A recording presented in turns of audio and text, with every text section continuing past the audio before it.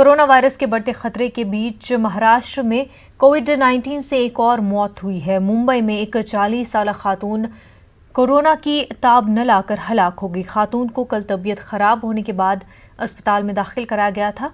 हम आपको बता दें कि महाराष्ट्र में कोरोना वायरस से मौत का ये 7वां मामला है। रियासत में मुतादिद नए केस सामने आ रहे हैं और उसके बाद मरीजों की तादाद 193 हो गई है।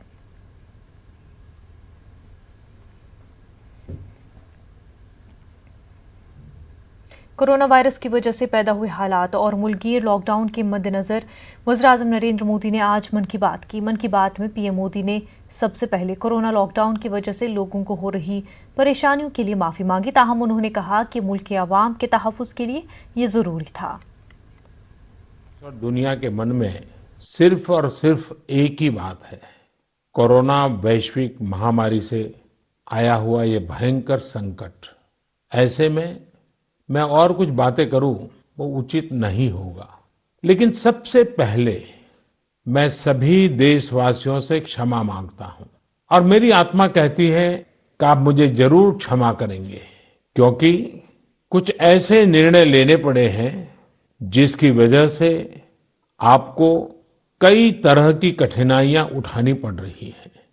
खास करके मेरे गरीब भाई बहनों को देखता हूं तो जरूर लगता है कि उनको लगता होगा कि ऐसा कैसा प्रधानमंत्री है, हमें इस मुसीबत में डाल दिया। उनसे भी मैं विशेष रूप से क्षमा मांगता हूं। हो सकता है बहुत से लोग मुझसे नाराज भी होंगे कि ऐसे कैसे सबको घर में बंद कर रहे हो। मैं आपकी दिक्कतें समझता हूं, आपकी परेशानी भी समझता हूं, लेकिन भारत जैसे 130 करोड़ की आबादी वाले देश को कोरोना के खिलाफ लड़ाई के लिए ये कदम उठाए बिना कोई रास्ता नहीं था।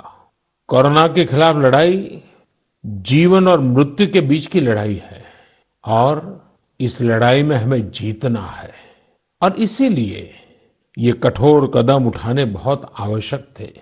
किसी का मन नहीं करता है ऐसे कदमों के लिए, लेकिन दुनिया के हालात देखने के बाद लगता है कि यही एक रास्ता बचा है। आपको, आपके परिवार को सुरक्षित रखना है। मैं फिर एक बार आपको जो भी असुविधा हुई है, कठिनाई हुई है, इसके लिए क्षमा मांगता हूं। नियम तोड़ने वाले अपने जीवन के साथ बहुत बड़ा खिलवाड़ कर रहे हैं। साथियों, इस लड़ाई के अनेकों योद्धा ऐसे हैं जो घरों में नहीं, घरों के बाहर रहकर कोरोना वायरस का मुकाबला कर रहे हैं।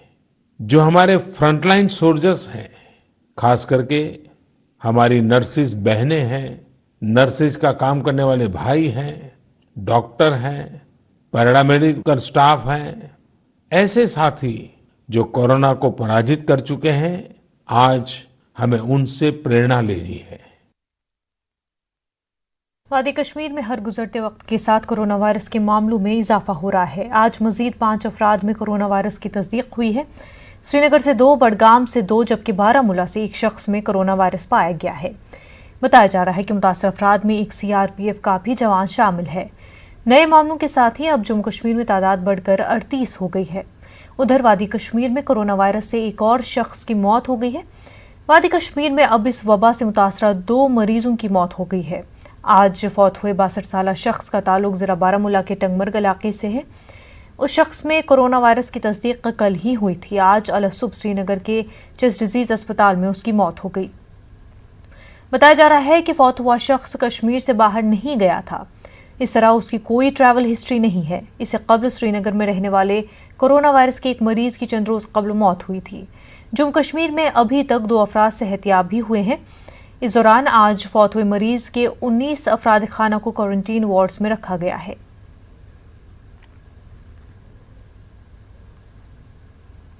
मुस्लिम मुल्कों में कोरोना से सबसे ज्यादा मुतासिर ईरान से एक खसूसी तैयारा जोधपुर पहुंचा है, जिसके जरिए 275 हिंदुस्तानी शहरियों को हिंदुस्तान लाया गया है। सभी अफराद की एयरपोर्ट पर ही स्क्रीनिंग की गई। उसके बाद सभी को जोधपुर में फौज की जानिब से तैयार करदा खसूसी क्वारंटीन सेंटर में आइसोलेट कर दिया गया है, जहां उन्हें कम से कम 14 दिनों तक रखा जाएगा। इस दौरान फौज के डॉक्टर और नर्सिंग मुलाजमीन की टीम उनकी निगहदाश्त करेंगे। इससे कबल बुध के रोज 277 हिंदुस्तानी शहरियों को खुसूसी तैयारी के जरिए जोधपुर लाया गया था। वाज़ेह रहे कि जैसलमेर के वेलनेस सेंटर में भी पहले से ही ईरान से लाए गए 484 हिंदुस्तानी शहरियों को क्वारंटीन में रखा जा रहा है।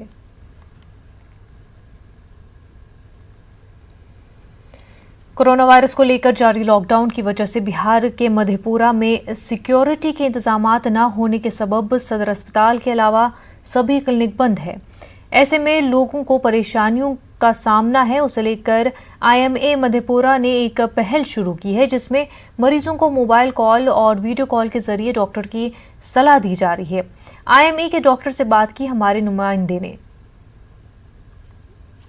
देश कोरोना के संकट से जूझ रहा है और ऐसे में मधेपुरा के IMA के द्वारा एक सराहनीय पहल की गई है, जो यहाँ पे ऑन कॉल चिकित्सीय सलाह जो है वो लोगों को उपलब्ध किया जा रहा है। IMA के सारे डॉक्टर्स इस चीज़ को फॉलो कर रहे हैं और जैसा कि बताया जा रहा है, जो प्रतिदिन 400 से 500 लोगों को ये लोग ऑन कॉल चिकित्सीय सलाह दे रहे हैं। हमारे साथ हैं मधेपुरा कोसी प्रमंडल के IMA के सचिव सचिदानंद यादव जी। हम उनसे बात करते हैं जो क्या सुविधाएं उपलब्ध कराई जा रही है।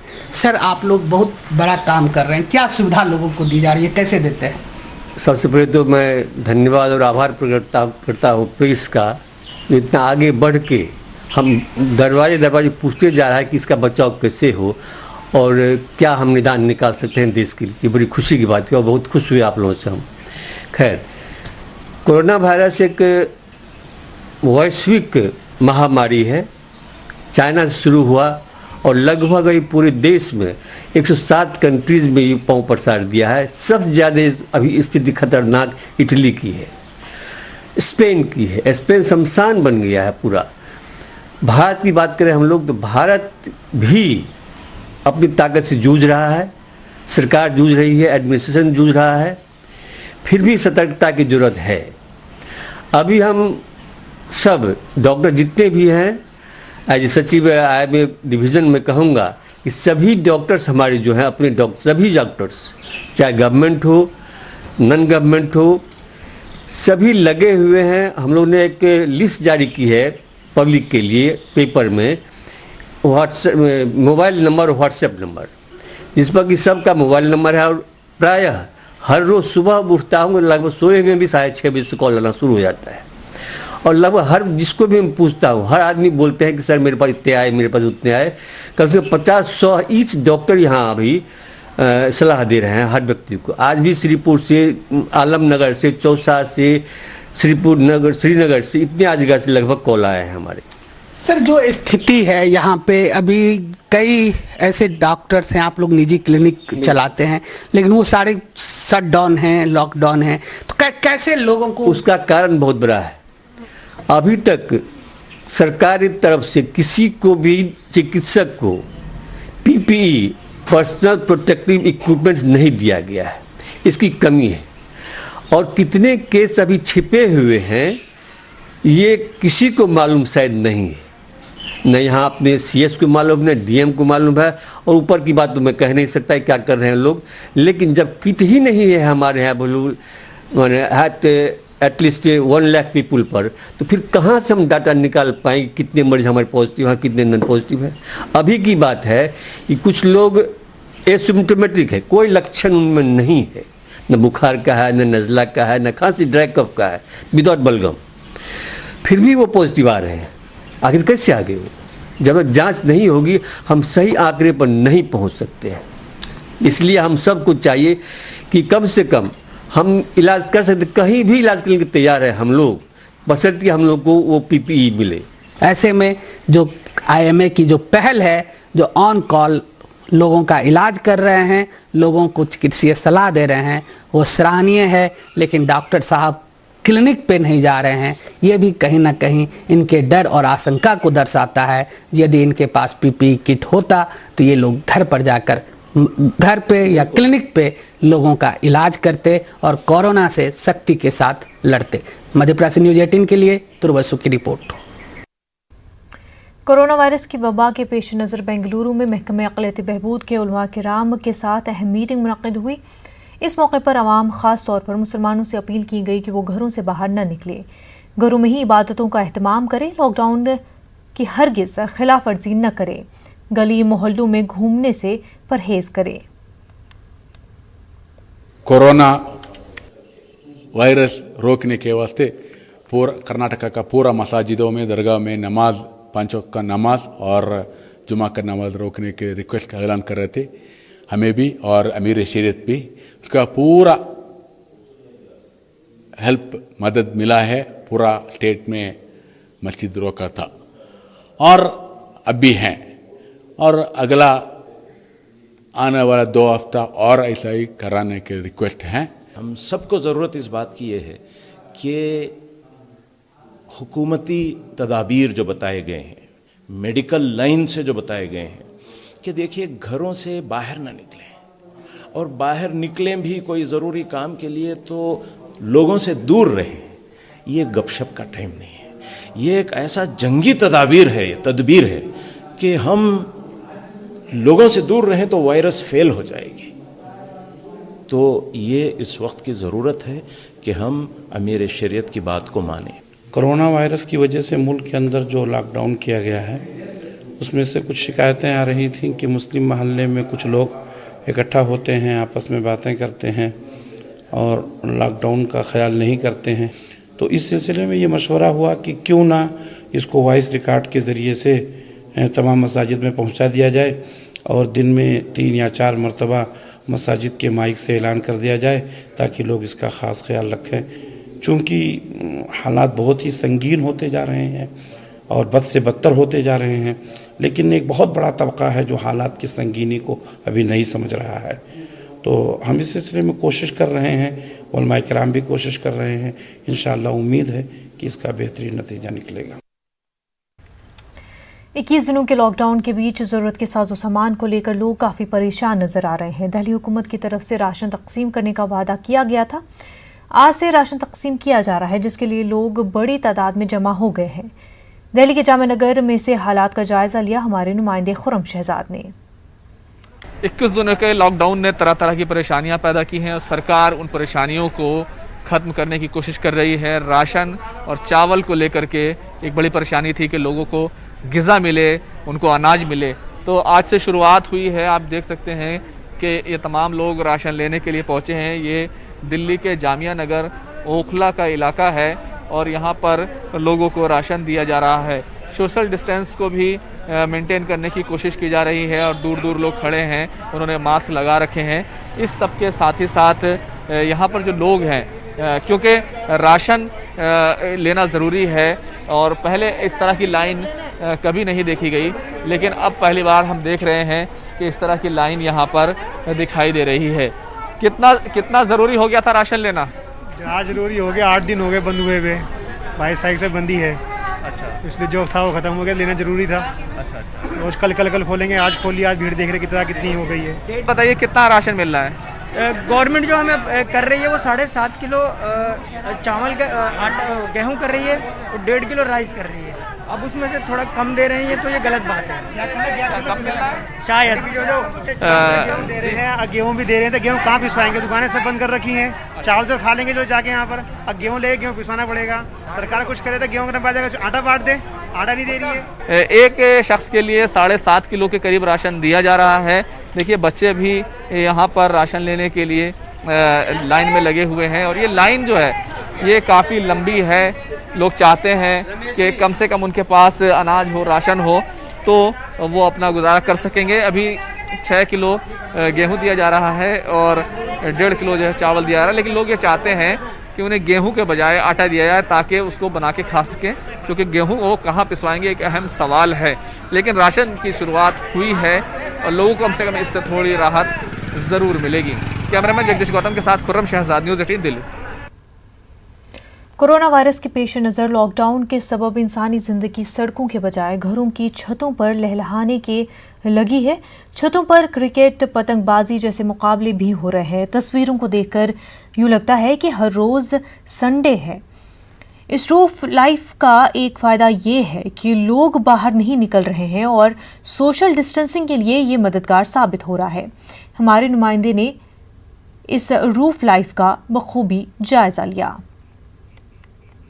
कोरोना वायरस की वजह से ज़िंदगी सड़कों से सिमट करके छतों पर शुरू हो चुकी है। छतों पर शुरू होने से एक अच्छा मैसेज सोशल डिस्टेंसिंग का मिल रहा है, क्योंकि ज़रूरत है कोरोना वायरस से बचने के लिए दूरी रखी जाए। आम आदमी एक दूसरे से दूरी रखने के लिए छतों का सही इस्तेमाल कर रहा है। आप देख सकते हैं कि छतों पर पतंगबाजी का दौर जारी है। जयपुर में अमूमन दिसंबर और जनवरी में पतंगबाजी चरम पर होती है, लेकिन ये मार्च का महीना है और आसमान पतंगबाजियों से अटा पड़ा है। तमाम पतंगबाज छतों पर हैं, तमाम गेंदबाज बल्लेबाज अपने खेल का जौहर दिखा रहे हैं। बच्चे जो कि मोबाइल गेम्स में उलझे रहते थे वो फिर से निकल करके जो एक्चुअल गेम्स हैं उनमें आने लगे हैं। छतों पर आप देख सकते हैं कि एक्टिविटीज़ बढ़ गई हैं। तमाम लोग अपनी सुबह और शाम छतों पर सीमित रखने लगे हैं। खेल जो खेले जा रहे हैं उससे आपस के रिश्ते भी अच्छे होते हैं और सोशल डिस्टेंसिंग भी मेंटेन होती है, क्योंकि ज़रूरत फ़िलहाल दूरी बनाए रखने की है। कोरोना वायरस बहुत ज़्यादा संक्रमण फैलाता है, लोग इससे बहुत ज़्यादा प्रभावित हो रहे हैं। राजस्थान में लगातार जब इसके केसेस बढ़ते जा रहे हैं तो ख़ुद की सुरक्षा के लिए, अपने परिवार की सुरक्षा के लिए ज़रूरी है कि सोशल डिस्टेंसिंग मेंटेन की जाए। और छतों के जो खेल है, चाहे वो क्रिकेट हो, चाहे पतंगबाजी हो, चाहे बैडमिंटन हो, टेबल टेनिस हो या और भी दूसरे ऐसे खेल जिन्हें खेल करके हम अपना वक्त छतों पर और घरों में अच्छे तरीके से बिता सकते हैं, वो हमें इस्तेमाल करने चाहिए। अरबाज अहमद, न्यूज़ 18 के लिए जयपुर से। नाजरीन, एक छोटा सा ब्रेक लेते हैं, जल्द होंगे हाजिर।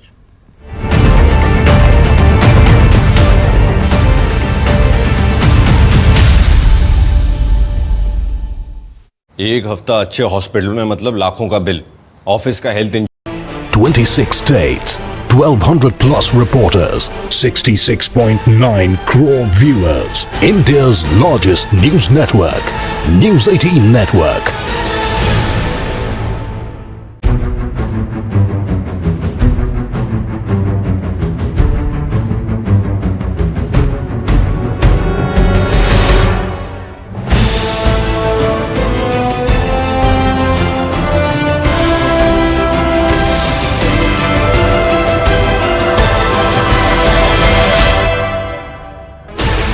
Sixteen channels, 15 languages, 26 states, 1200 plus reporters, 66.9 crore viewers. India's largest news network, News 18 Network.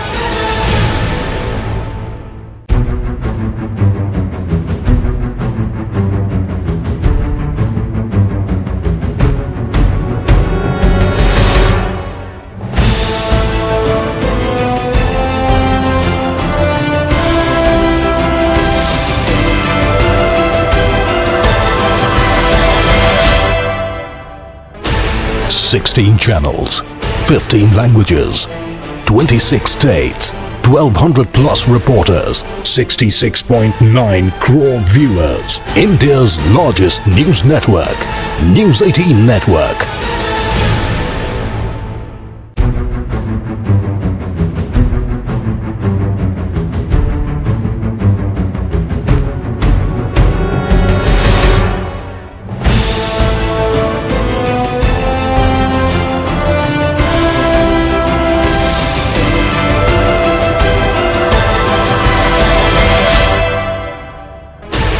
Sixteen channels, 15 languages, 26 states, 1200 plus reporters, 66.9 crore viewers. India's largest news network, News 18 Network.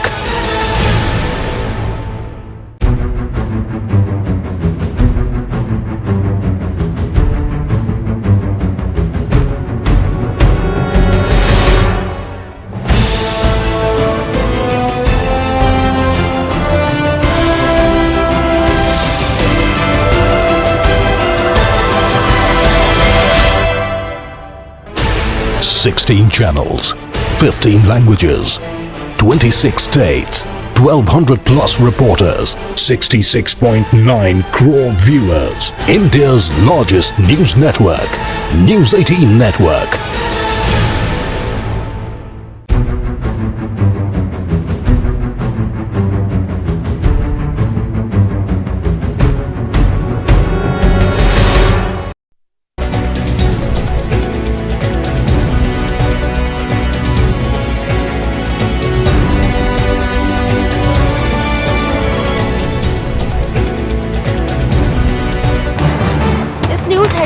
प्रायोजक सच्ची सहेली, महिलाओं के लिए सबसे भरोसेमंद औषधि एवं टॉनिक।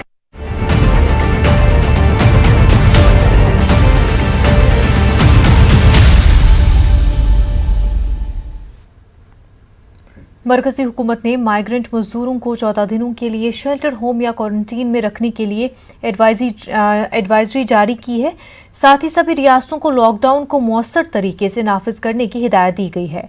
काबीना के सेक्रेटरी और होम सेक्रेटरी ने सेक्रेटरी ऑफ स्टेट और डीजीपी से वीडियो कॉन्फ्रेंसिंग करके लॉकडाउन पर तबादला ख्याल किया और रियासती हुकूमतों को हिदायत दी कि वो इसको मौसर तरीके से नाफिज करें।